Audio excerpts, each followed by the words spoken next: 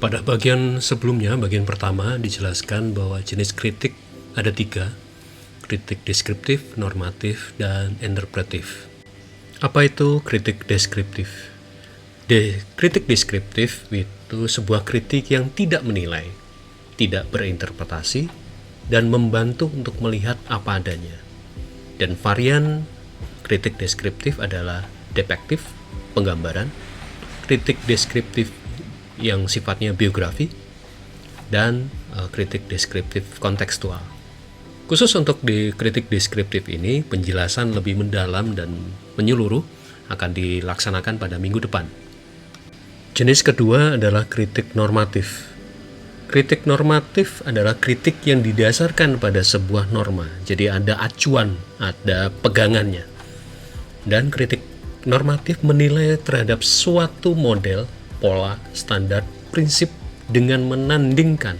Jadi ada kata menandingkan dengan dua hal yang setara. Jadi ada dua hal yang setara yang kemudian ditandingkan. Salah satunya adalah norma atau pegangan atau sebuah acuan. Varian kritik normatif ada doktrin yang menandingkan dua doktrin, kritik normatif skematik yang menandingkan doktrin dengan pengalaman dan kebutuhan manusia.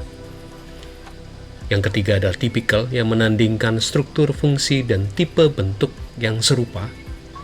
Kemudian varian yang lain yang berikutnya adalah ukuran yang menandingkan standar ukuran dengan kondisi sebenarnya. Ini kritik arsitektur normatif. Jenis ketiga adalah kritik arsitektur interpretif. Kritik arsitektur interpretif ini cenderung sangat personal.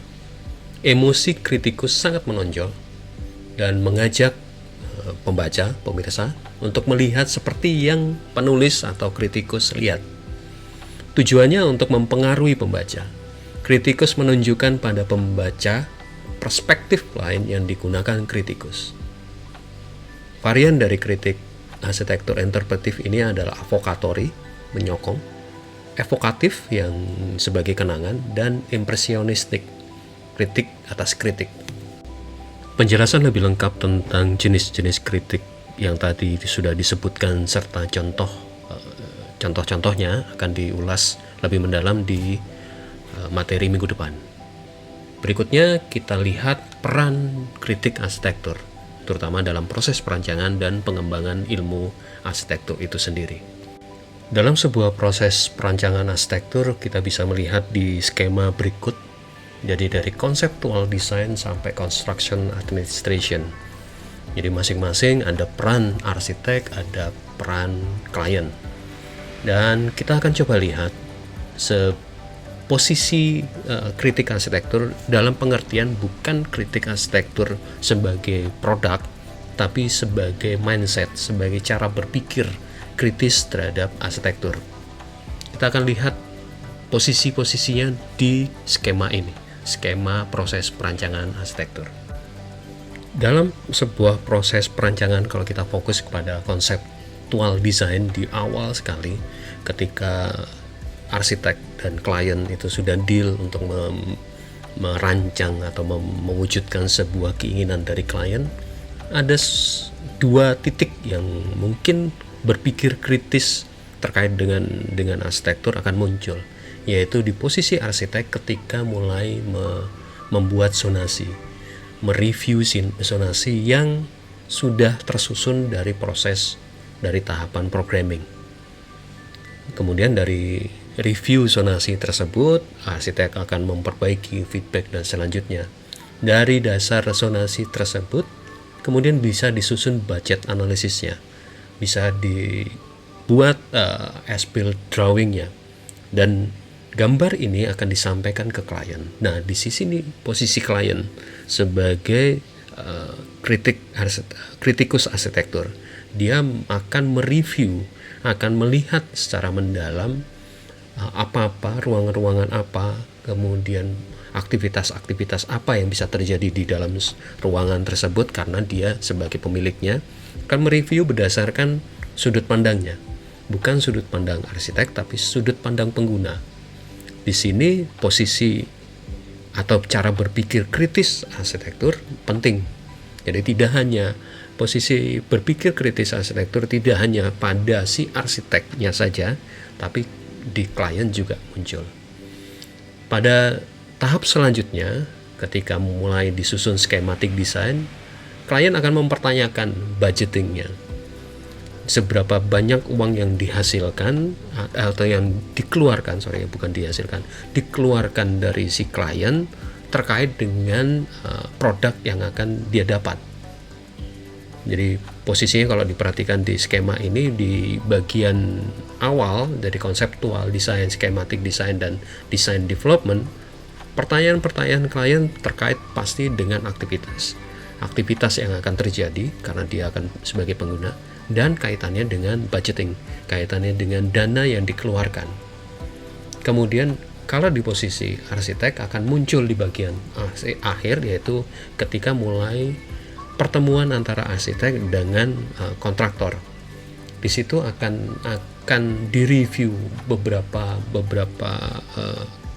pertanyaan terkait dengan gambar yang dihasilkan, karena kontraktor akan mempertanyakan spek materialnya, mempertanyakan ruangan-ruangannya, terkait juga dengan strukturnya, terkait dengan budgetingnya, selalu seperti itu. Jadi dialektika antara klien, antara arsitek, kemudian pada tahap selanjutnya terkait dengan kontraktor, dan kemudian di bagian akhir, terutama di bagian construction administration, ketika mulai proses konstruksi, itu akan terjadi dialog 3 sisi. Jadi arsitek, klien, dan kontraktor itu merupakan salah satu wujud cara berpikir kritis arsitektur. Dan dari sudut pandang itu kita bisa mewadahinya atau melingkupinya sebagai sebuah kegiatan kritik arsitektur.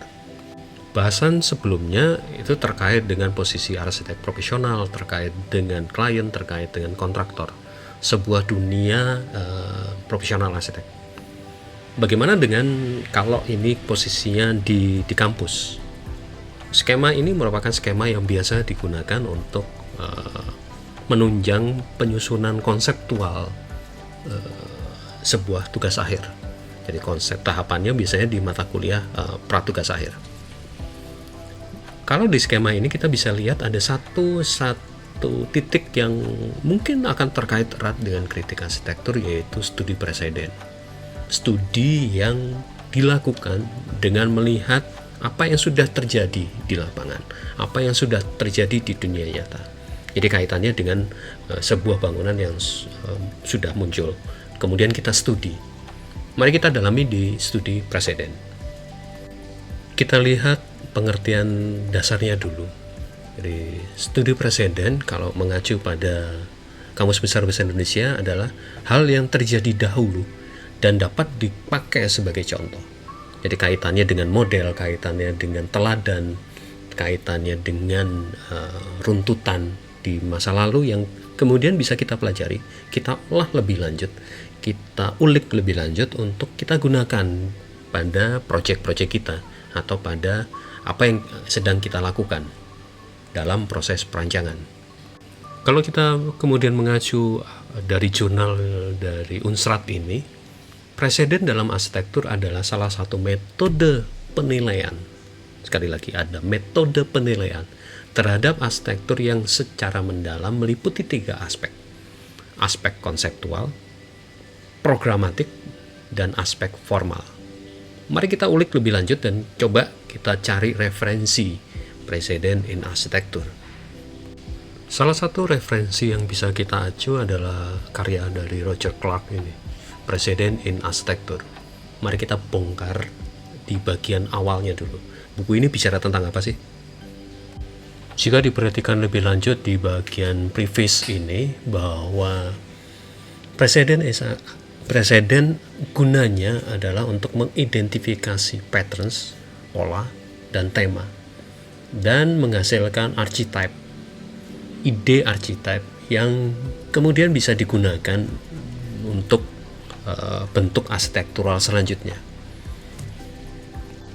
Ini akan menghasilkan apa yang disebut dengan vocabulary arsitektur. Jadi studi-studi preseden itu akan menambah kosakata bentuk arsitektur. Tidak hanya bentuk sih sebenarnya, bermacam-macam.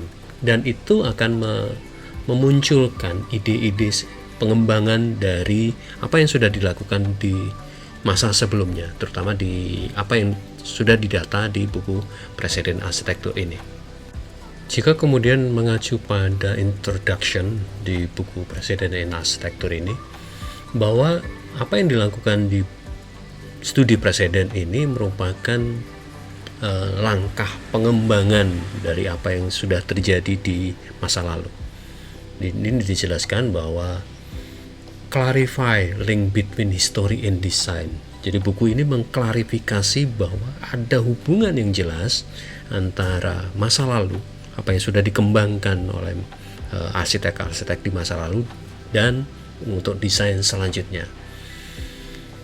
Atau di buku ini dikatakan can make history a source of enrichment for architectural design, memperkaya architectural design berdasarkan apa yang sudah terjadi di masa lalu. Di buku ini pembahasannya menggambarkan drawing, jadi denah, tampak potongan, site plan dan segala macam. Kemudian mengidentifikasi berdasarkan gambar-gambar tersebut, diidentifikasi, kemudian dikelompokkan, kemudian dicari polanya untuk kemudian bisa digunakan untuk ide-ide pengembangan selanjutnya. Jika kalau kemudian diskemakan proses atau kedudukan kritik arsitektur di dalam sebuah perkembangan ilmu arsitektur itu sendiri, bahwa karya arsitektur kemudian diapresiasi baik orang-orang yang berkecimpung di dunia arsitektur maupun orang di luar arsitektur. Kemudian itu yang menjadi pijakan karya-karya arsitektur yang kemudian dikelompokkan menjadi sejarah arsitektur. Dari sejarah arsitektur, data-data tersebut dilakukan kritik, dilakukan analisis kritikal, analisis yang sangat kritis, yang kemudian menjadi teori arsitektur. Dan itu menjadi dasar pengembangan karya arsitektur selanjutnya. Jadi ilmu arsitektur selalu berkembang dan berputar dari karya, kemudian dianalisis, dilihat kebaikan, kelebihan dan keburukannya, bagaimana efeknya terhadap masyarakat dan segala macam. Kemudian itu yang menjadi dasar untuk pengembangan selanjutnya. Ini menariknya di ilmu arsitektur. Berikutnya kita akan lihat beberapa contoh bagaimana masa lalu itu menjadi pijakan dalam pengembangan karya arsitektur. Contoh pertama adalah apa yang dilakukan Frank Gehry di Guggenheim Museum di Bilbao. Tapak atau site yang digunakan Gehry untuk merancang Museum Guggenheim di Bilbao ini adalah sebuah tapak bekas galangan kapal. Ini yang kemudian melandasi proses berpikirnya, proses desainnya dan segala macam, sehingga quote itu menjadi terkoneksi dengan apa yang dilakukan. Arsitektur should speak of its time, jadi saat dibangunnya, pada tempatnya, tapi timeless, tapi menyeluruh, jadi tidak bisa diuji, bisa dikritisi dari zaman ke zaman. Dan ini karya Bilbao ini akan berkembang menjadi luar biasa, baik secara arsitektural maupun secara ekonomi. Teman-teman desain atau teman-teman mahasiswa bisa mengulas atau menggooglingnya, Bilbao Effect. Jadi tidak hanya berpengaruh di dunia arsitektur, tapi secara perekonomian kota Bilbao itu sendiri. Itu yang spesial dari karya Frank Gehry di Guggenheim Museum di Bilbao ini. Contoh kedua adalah Pompidou Center di Paris, Prancis, karya Norman Foster dan Richard Roger. Cukup menarik bahwa sebuah gaya bangunan industrial bisa muncul di tengah klasikal kota Paris. Jadi ini yang ketika membangun juga penuh perdebatan, tapi bangunan ini adalah hasil sayembara yang dimenangkan oleh kedua arsitek ini. Dan basisnya pemikirannya juga berdasarkan apa yang terjadi di tapak itu, apa yang terjadi di kota Paris itu. Arsitektur is a measure against the past, ya, melawan masa lalu. You build in the present saat dibangun sekitar tahun 70-an, dan try to image the future, dan membayangkan apa yang terjadi di masa depan. Itu kekuatan desain arsitektur di situ. Jadi landasan di masa lalu menjadi landasan geraknya, dibangun pada saat masanya, kaitannya dengan teknologi dan segala macam, tapi bisa mengarungi zaman, melewati ruang dan waktu. Dan itu menariknya di dalam arsitektur.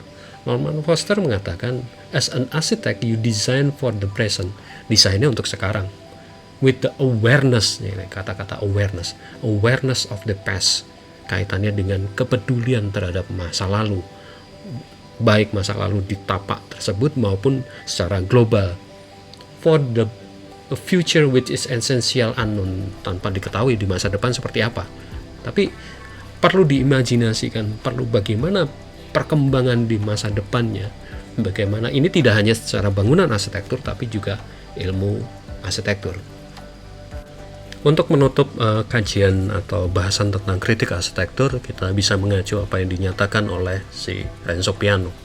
You have to accept, menerima as an architect, sebagai seorang arsitek desainer, to be exposed to criticism. Jadi harus siap dikritik, harus siap dinilai, harus siap diulas, baik yang positifnya maupun yang negatifnya.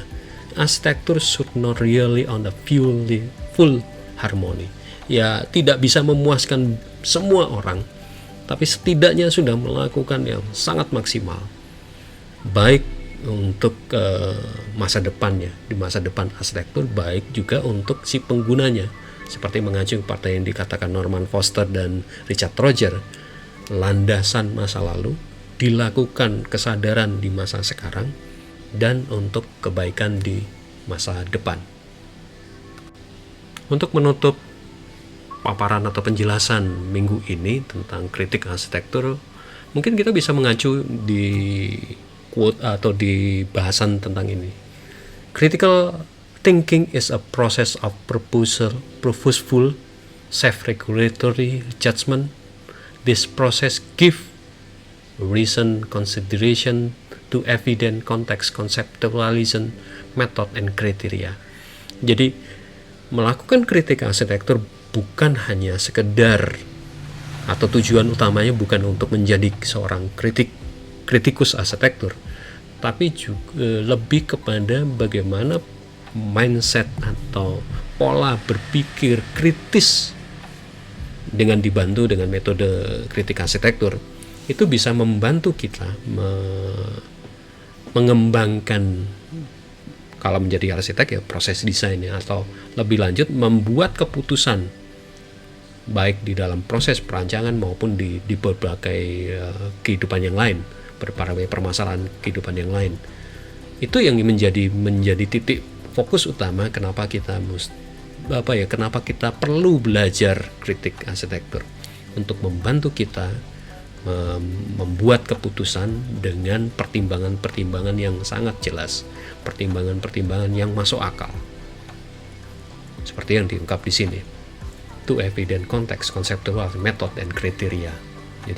Jadi keputusan yang kita hasilkan bukan semata-mata berdasarkan emosi semata, tapi juga ada dasarnya. Mungkin itu yang bisa disampaikan pada bahasan di minggu ini. Terima kasih, sampai jumpa minggu depan.